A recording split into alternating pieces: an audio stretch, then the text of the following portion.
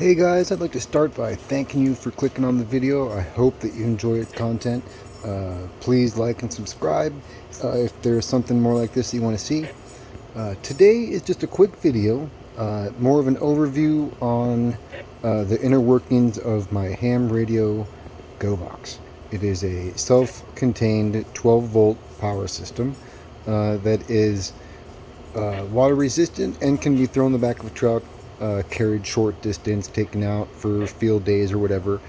I can do a few more added videos to this, more about the radio, my thoughts on it, what I have it paired to, or the antennas I use. But right now I'm just going to go ahead and kind of show you the overall why I built some of the things the way I did, and then the underside of the lid, and kind of show you the inner workings of how I have it set up. So this is an Anytone dual band ham radio. Here's a quick look. I do apologize for the camera quality, but that's what I got and I'd like to share. So so far I'm really happy with this. It has plenty of power. It's not a speed demon when it comes to scanning through your channels. It can hold like 100 or so. So that's kind of like the platform I'm working with right now. I run 2 meter 70 centimeter. I think that's the easiest thing to get into. That's kind of your choice. There are tons of options depending on your licenses or skill sets, field of interest, all that good stuff. The box itself is a Harbor Freight special. Go get this out of the way and see if I can't give you a shot of the lid. Apache 2800 being like the cubic inch or how they rate the size. It has decent seals on it. I thought it would be a good choice. It was less than 30 bucks. It does not come with straps like this. I installed those. I just took some 1/4 bolts and pretty much just force threaded them into pre-existing mold holes that were there. And I had a couple straps that came out of some luggage or a backpack or something that I haven't been using, and I thought that was a great idea to hold some things out of the way. It's extra room as long as you take up what's going to be sticking up above the base here. What I keep in there is a repeater directory. Pretty much all 50 states. This is the new edition. It'll tell you the listed towers. It is very cool to have, especially if you want to, if you're traveling or want to try to find something that you're not familiar with, that you don't have. It's cool to have. It wasn't very much. You can find it online, but that slides right in there. With that, the other big thing that I think is important is you keep the directions with your radio.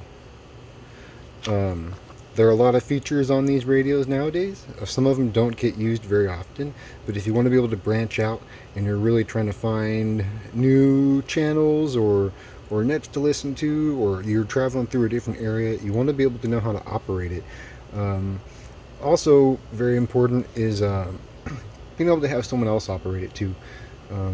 If this is a base station and you need to go out and you're relying on its paired radio, whoever's at home or whoever's going to be here or wherever, that might be, whomever you'd like, needs to know how to work the radio too. And this is more like an emergency scenario where not everyone is going to be the hobbyist when it comes to operating ham radio. That's really the only time legally. But I mean, even if you want to just listen, and don't have to worry, you can do that. So I put a little paper clip up here. It hangs out of the way. For me, I haven't had much of an issue when it comes to just hanging the mic out of the way. It's nice that this radio has controls on the handheld. So we talked about the radio a little bit, maybe a little bit on the box. I mentioned real quick the radio that I have it paired to.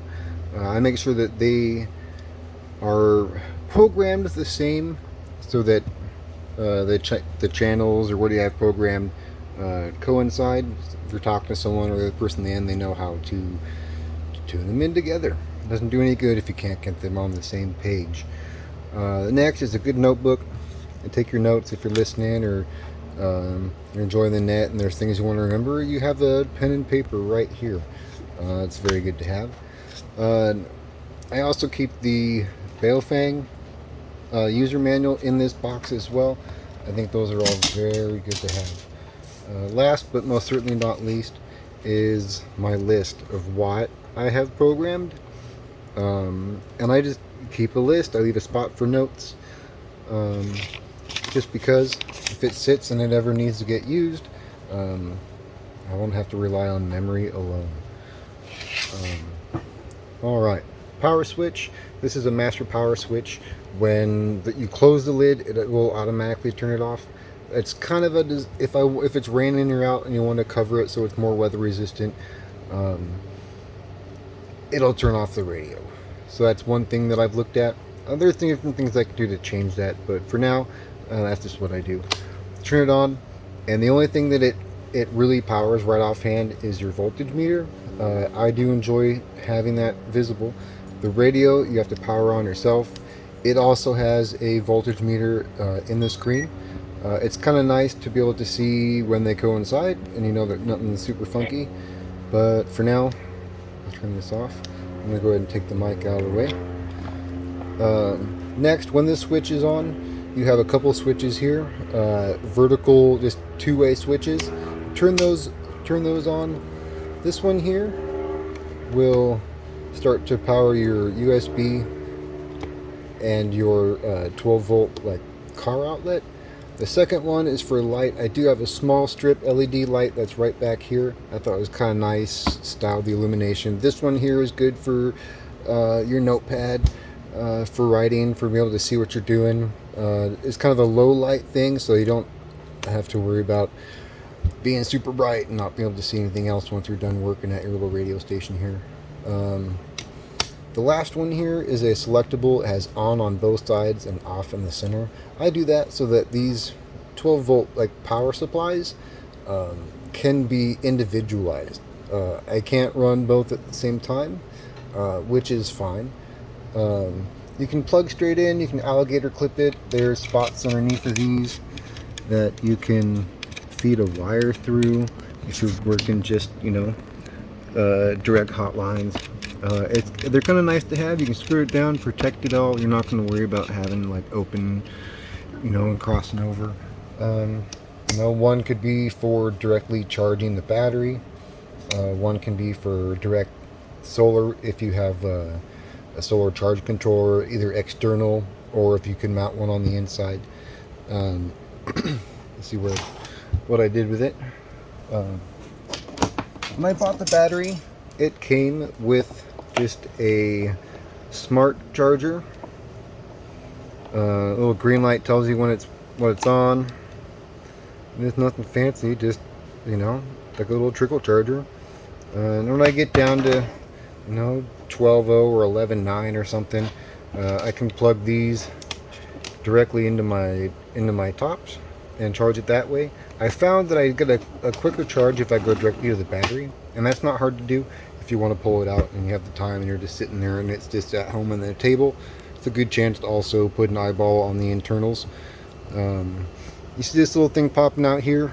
It's just like a headphone jack that goes from a headphone jack to like an extension, so you can stretch it out and put some headphones on there, or you know, if you're just doing your thing and you don't want to bug everybody with skipping through channels or whatever. I don't know.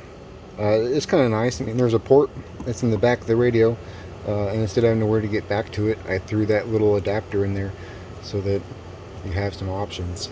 I'm going to go ahead and turn this thing off. I'm going to reach in and disconnect the battery. It just sits on its side right there as a sealed lead acid battery, so it's okay to be sitting sideways. I keep some moisture absorbers. Anytime I have anything that I'm going to be taking outside, enjoying on camping or doing something, you want to be able to capture that moisture and keep it out of your appliances. I just looked over. This is a homemade antenna that I am currently running the radio off of now. Some stainless steel welding rod and some cheap like cable, coax cable, and it works. It's not the best, but for a homemade, I can pick up quite a few.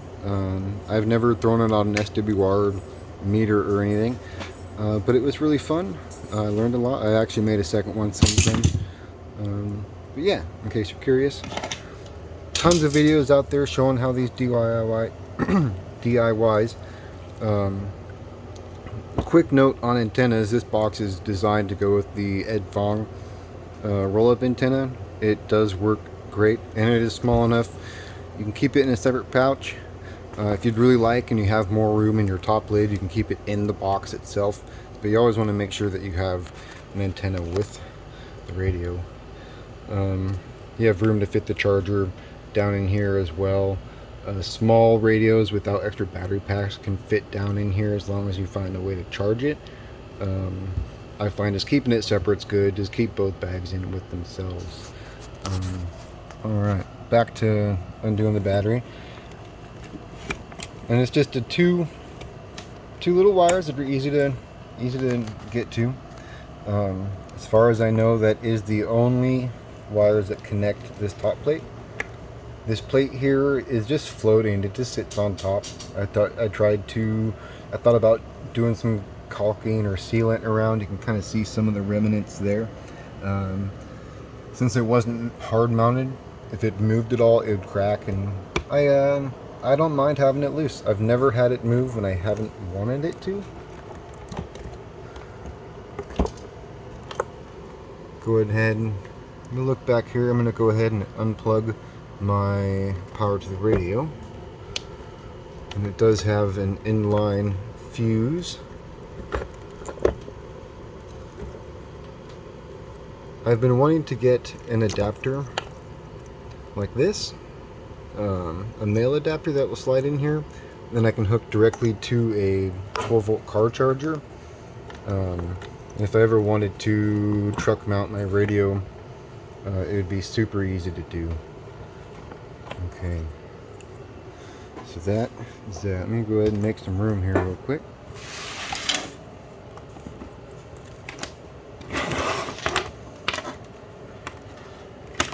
Quick note on this cord here, I didn't show you guys.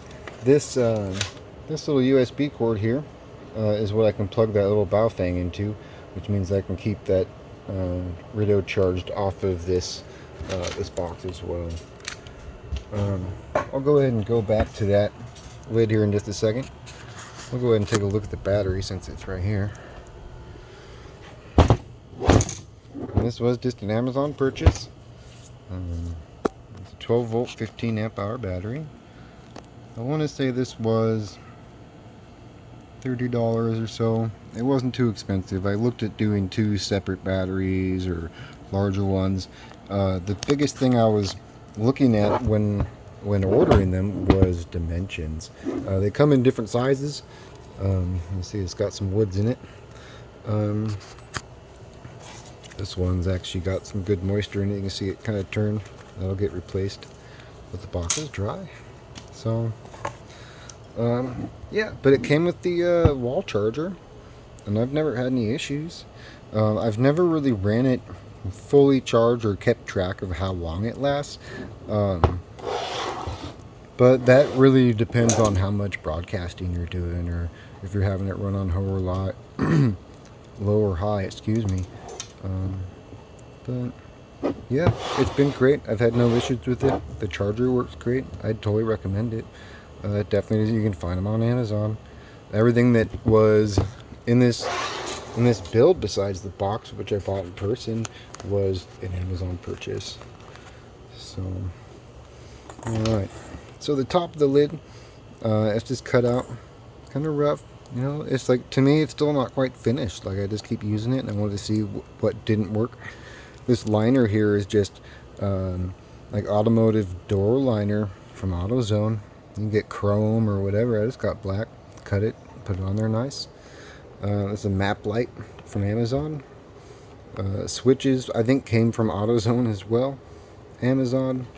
These came in a little plastic cluster. I was able to take off the plastic panel that they came on, and I just drilled some holes and got these mounted in.